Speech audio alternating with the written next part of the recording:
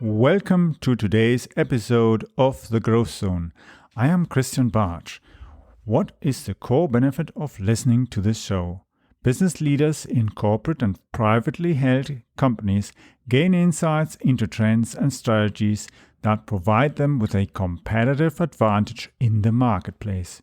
Each episode focuses on an area such as marketing, sales, innovation, or funding that is absolutely critical to the growth of companies, whether they are startups or corporate global players, where management needs to juggle the challenges of market entry or knowing how to navigate the uncertainties of disruptive developments.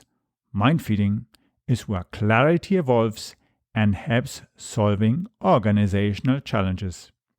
For those who listen to the entire episode, I have a special surprise gift. I am working on some great guests that are industry leaders in management, innovation, and marketing. Let's get started on today's episode.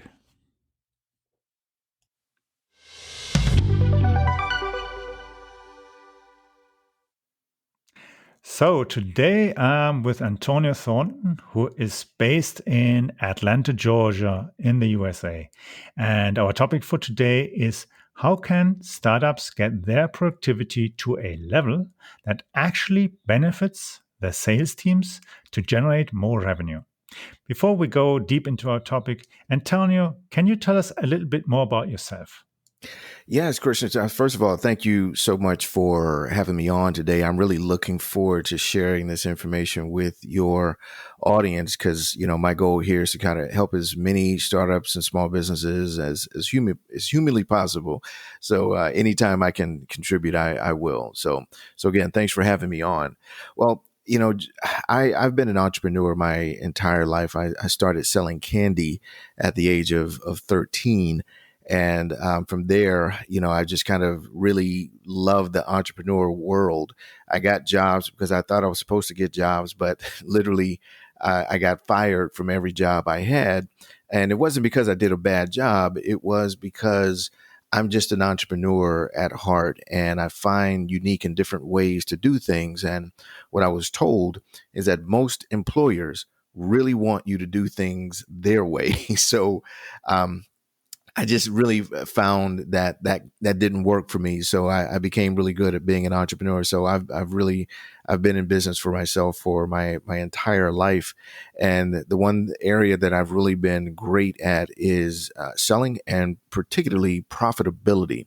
And I'll talk about why I specifically use that word profitability versus productivity in our talk today. Absolutely, because you remind me, as you said, you mentioned you started selling candy.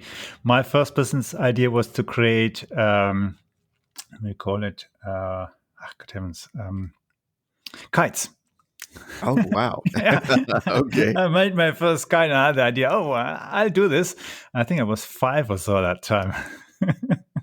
Wow. Yeah. Wow. That sounds exciting. But when you think it, everybody somehow has some idea and so on. And the key thing, I think that's the most challenging for us to keep that spirit to eventually reach to the point where you say, okay, I've done different kind of jobs. I've learned this and so on. And then to go and say, okay, now I take the biggest risk in life. And that's actually started a company because usually people think, the biggest risk in life is marrying and having kids and so on. But it's actually having a business because you have much bigger sort of family who you are responsible for because you've got Right. as well your employees, your team members, maybe your co-founders, Your and clients. you're sort of, and you're responsible as well for their families as well because you provide to your business idea, your activities, your leadership, that what is necessary to generate their income for those families as well, so their kids can go to school, they can study and so on.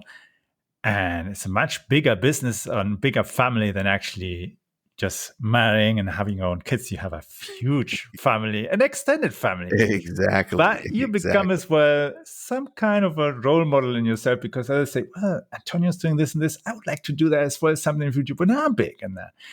And that's much more of a legacy that we can even imagine.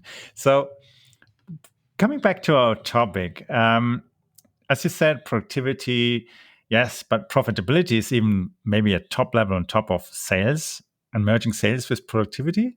How do you go about this topic? Well, and that's a great question, Christian, because most people tend to focus on productivity.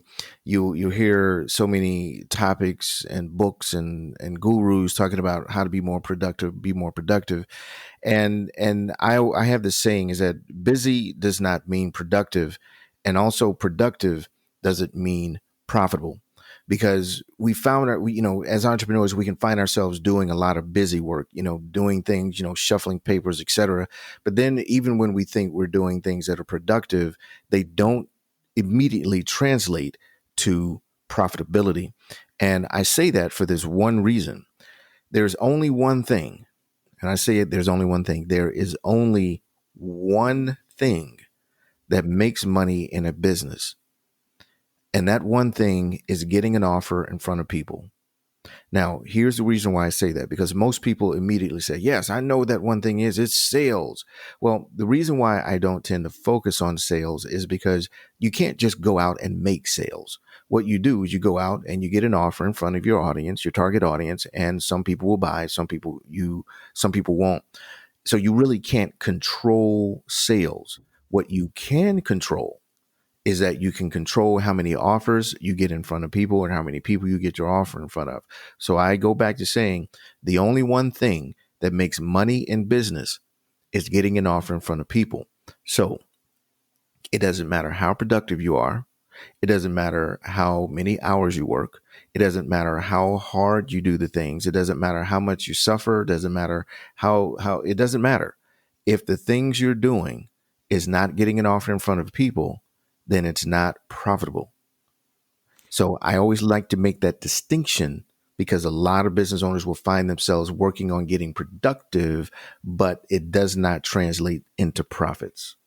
Exactly. They don't get the revenue that they need, or maybe they're getting some revenue, but they're not fully following up. Maybe they get somebody wanting to buy, and then they ignore it, and they lose the opportunity. Absolutely. Yeah. So, as you said before, we have to see as well how people can be as well profitable, and how can they generate the benefit, especially for sales teams. They have to do sales calls. They have maybe to remove some kind of fears, some barriers in the brains. Often people talk about mindset and limiting beliefs in that. Yeah. So I'll say this because I think it's worth mentioning. So there are three steps that I tend to look at when it comes to looking at your time and how to become more profitable. And that kind of leads into what you just asked. So the three steps that I tend to talk about, step number one is to monitor your time. Because if you don't know what you're spending your time on, you find yourself at the end of the day scratching your head, wondering what you did. The second step is to monetize your time. As I talked about before, the only things that make money in business is only thing that makes money in business is getting an offer in front of people. And what we like to do is we like to consider that revenue generating activities, making sales calls, following up on sales calls, sending out sales emails. Those types of things are what we consider RGAs, revenue generating activities. And then the last step number three, is maximizing your time, doing the things that are higher in value versus lower value activities.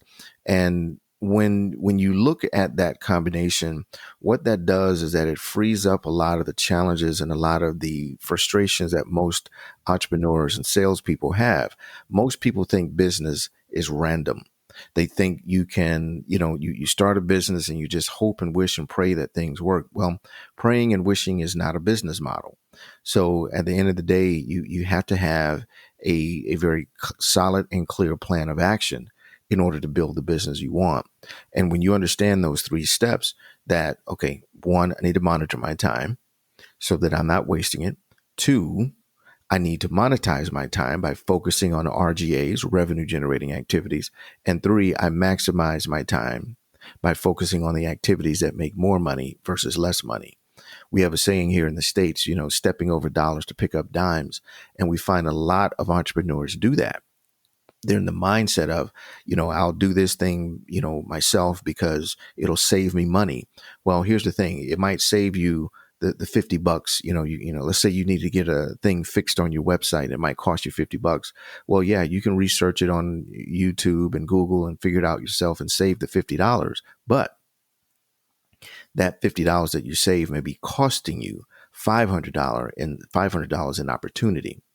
And that's a big mindset shift, both for salespeople, for small business, startups, et cetera, because they're typically looking at it from that wrong angle. And it creates all the fears, the anxieties, the frustrations that come along with running a business. The reality of it is, again, business is math. It's just simple math. You buy a thing for X or create a thing for X and you sell it for X plus Y. That's it. And if you do that enough, you have a successful business. If you don't do it enough, you don't. But because most people think it's random, because most people think that it's chaos, it's not. And that's what creates the frustration and the anxieties and the fears around trying to build a business and even doing sales. Some people think, sales is again, is random. Maybe this person will buy or maybe they won't. No, every offer you have has a conversion rate. Every offer has a conversion rate. So if you know that you need to talk to 5 people in order to make 1 sale, well, how many people do you need to talk to in order to make 5 sales? 25 people. That's just simple math. And you don't worry about the 20 people who say no. You just focus on the 5 who say yes. And then you go from there. And that is a part of what I feel and what I've seen in the past has really created a sense of confidence, a sense of knowing and releasing of the fears and anxiety that most business owners have about going into business randomly and hoping that things work out. It's just simple math. Absolutely. And as you mentioned, time management is so important because I think actually when I started my second business, I got as well a business coach as well for myself. And he said then, hey, do you know how many people are actually calling, how many people you need to get this and this done and so on and so on. And I more or less had an idea, and then I started noting everything down in Excel and doing my statistics. And nowadays we have this whole stuff, everything in our software system that we have for our business.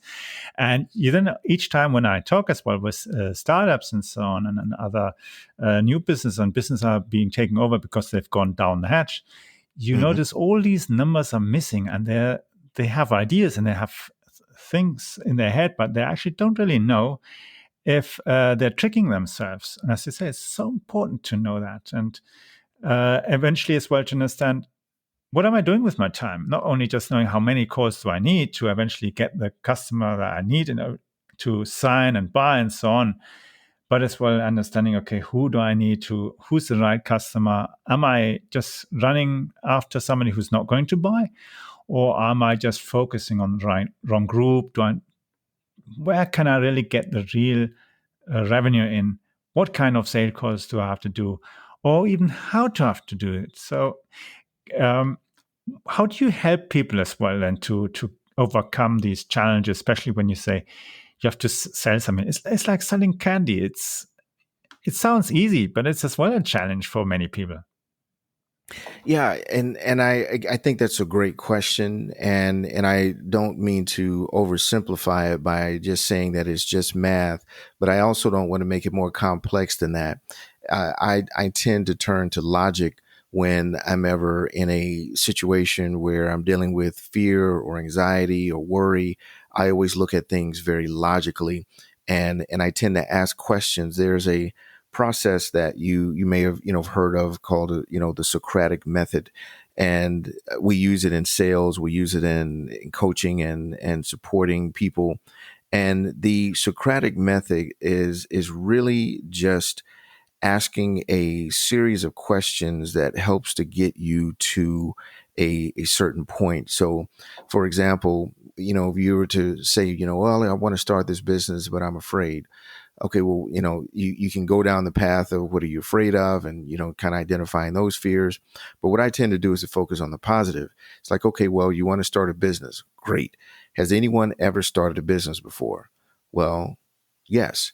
And has anyone who's ever started a business become successful? Well, yeah, of course they have. So if someone else has done a thing, do you feel you have the ability to do the same? Well, I don't know. My situation is different. Well, what's your situation? Well, I'm working a full-time job and I'm trying to start a business. So has anyone working a full-time job ever started a business? Well, yeah. So has anyone ever who's working a full-time job started a business and it became successful? Well, yes. So you're saying that someone in your position has started a business and has become successful. So because that has happened, it is possible. Is it possible to get done? Yes, it is. Yes, it is.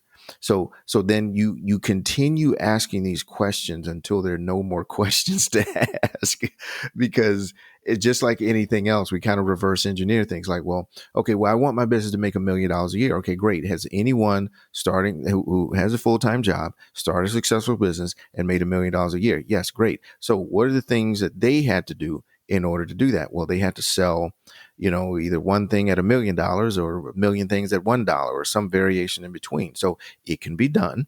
So it's possible. That's the one thing. It is possible. And now, how do I go about doing it myself? Because at the end of the day, if you do what successful people have done, you'll get the same success that they have. So I tend to turn to logic in that case, Christian. It's really to move from one place to another. Yes, that makes sense for me as well, because I think as well that's people have too many limiting beliefs, and then they think they can't manage, or they think it's the government's fault and nothing works and so on. Instead of actually sitting down and thinking, okay, who is the client I want to have? What are the options? How can I get people as well to buy? Maybe I'm even doing it far too difficult for my clients to buy. Maybe I'm even complicating things. And when you simplify things and you repeat and repeat it, eventually it becomes so natural you don't even have to think about it. For Right. instance, one of my business I had on the phone had to say certain kind of things to explain what we do, and this first step, second step, third step, and eventually it became so automated that after years I picked up the phone, listened to the customer, and I explained to him what we do, and it, as if I had learned it off by heart, but I hadn't. It's just that I repeated it so often that it automatically came out of me, but in a natural way. And I knew, okay, now I have to explain it this way. And then the other person, okay, that's understandable. Okay, I know. Fine. Okay, let's get on with it. Let's go and start the process the way we need it.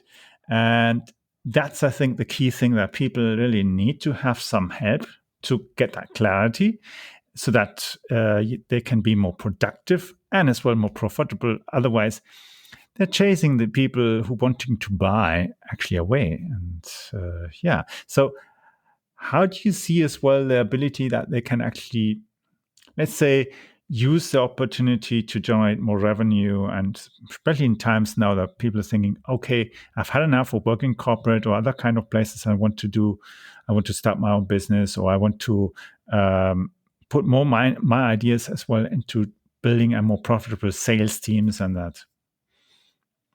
Yeah, and it doesn't vary significantly off from what I shared. The 3-step process that I shared with you earlier comes from a program we created called Time Bank GPS. It stands for Time Bank Growth and Profit System, and we developed this over the past 20 years because I found myself in a situation where I was working 14, 16 hours a day and making little to no money some months, and just scraping by. And it was important for me to really open myself to kind of hearing the answer. And fortunately, as they say, when the student is ready, the teacher will appear. I found a mentor, or a mentor found me, and he really kind of taught me this process of how to focus on the things that generate money, and then how to focus on the high yield revenue generating things. And I kind of took the process and refined it over the years, and actually worked with a couple of PhDs to help put this program together. and we've got a really great system in place. And I mention that because when you're looking at most time management programs, they try to put you in the box. They tell you, do this thing for 20 minutes a day or do that thing for 40 minutes. One of the things that Time Bank does, it allows you to work with the time that you have. So even if you're starting a business from working a full-time job or a part-time job, or you've got a lot of things to manage, Time Bank works with the time that you have so that you make the most use of the time, whether it's an hour a day, whether it's 2 hours a day, whether it's 4 hours a day, whether it's 5 hours a week even. So each one of us has 24 hours in the day, and no more, no less. Yeah, I know sometimes it may feel like we have less than 24 hours, but each one of us has 24 hours in the day. And what we do in those 24 hours determines our revenue. What we do dictates our revenue. So when you're looking at all the activities that you can do in your business, the question you always want to ask yourself, is this revenue generating? If it is, then great, do more of it. If it's not, then find a way to either create software, automation, outsource it, whatever the case may be, because that's the thing that's going to get you from, building a $50,000 a year business versus a 500,000 versus a 5 million or 50 million a year business. Each one of those CEOs of those businesses have the same 24 hours. But what they're doing with those 24 hours is what makes the difference. And this is, and I'll just say this, kind of leave you with this, is that, we talk about time management, and of course, your audience can't see me right now, but I'm kind of doing the air quotes thing. I do that because I have a fundamental belief that time management does not exist. Einstein himself said that no matter how persistent the illusion of time, is still an illusion. And what we like to say is that as such, there's no such thing as time management, because we all have the same 24 hours in a day. No one has any more. No one has any less.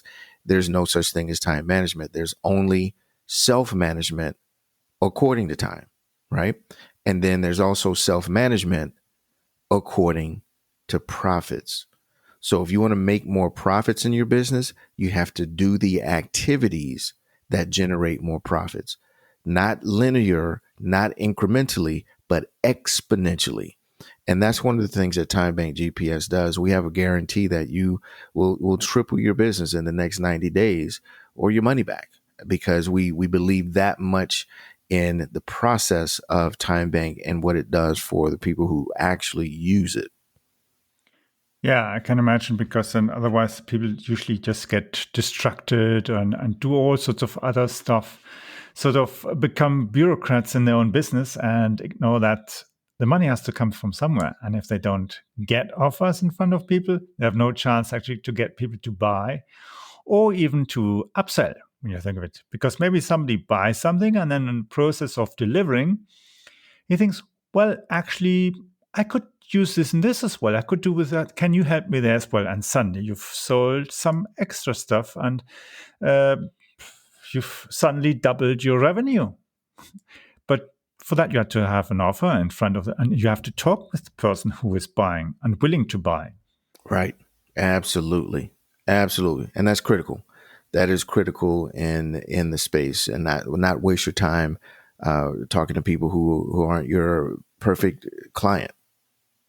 Exactly, because as well, as you want to scale, you have to decide, okay, who's got the money, who's as they say, who's got my money. So of course, you have to think, of course, who has enough money as well to buy from you, Right. Because there's no point trying to sell somebody something for, let's say, $100,000 or $5 million to somebody who can't even pay $1,000. Right. Doesn't make sense. Like trying to sell a huge yacht to somebody who can afford only a dinghy. Even there's a limit, even where even banks can help, there's a limit. But if you're selling something like, say, planes, business jets to a company who has a certain size, they will more likely buy, and they might even buy some upgrades or even open you an introduction to some other company who needs as well a plane. And then you've got suddenly higher revenue instead of selling dinghies. Right. Absolutely. Yeah. So it was great having you here on our show, and I'm sure we'll be talking sometime in the future. But until then, if people want to find out more, get in contact with you, and that, how can they reach out to you? Yeah, absolutely, Christian. We actually have a special gift for your listeners, and they can go to gettimebank.com. Again, gettimebank.com/growth zone. Gettimebank.com/growth zone, and you'll be able to grab the special gift that we have for your audience there. Cool. I'm sure they'll enjoy it. And yeah, it's been great talking to you. And I'm looking forward. Maybe sometime we meet up in Atlanta or Florida or wherever. I'm looking So forward to it. definitely. Awesome.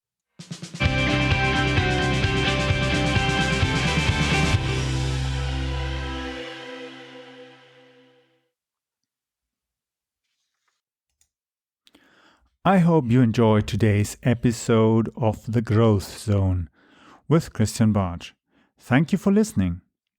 Please leave a review or rating here on iTunes or on podchaser.com.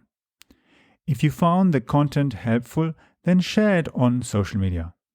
I would like to invite you to follow our show so that you don't miss the upcoming interviews with leaders in the market. Simply visit the website follow.premiareach.com. I will be adding the link also to the description of this episode so that you just need to click on that link. For those of you who are listening and signing up to follow the show, I have reserved a free copy of the ultimate guide on content marketing. This is the strategy that got me top corporate clients like McDonald's, Linde, Hewlett-Packard, Deutsche Bank, Volvo, and many others. That strategy has been working for over 10 years. It also got me contacts with police, transport authorities, military, and several universities, and even leading research institutes. For sure, it also worked wonders as it got me many small, medium-sized entrepreneurs and enterprises as clients. And that even included international clients from all around the world. The link to sign up for our free broadcasting service and the guide is follow.premiareach.com. That will give you access to the most recent version of my ultimate guide on content marketing. You can follow me as well on Twitter by using the Twitter handle CAP_Bartsch. That's spelled Charlie, Alpha, Papa, Bravo, Alpha, Romeo, Tango, Sierra, Charlie, Hotel. Yes, that is CAP_Bartsch. Charlie, Alpha, Papa, Bravo, Alpha, Romeo, Tango, Sierra, Charlie, Hotel.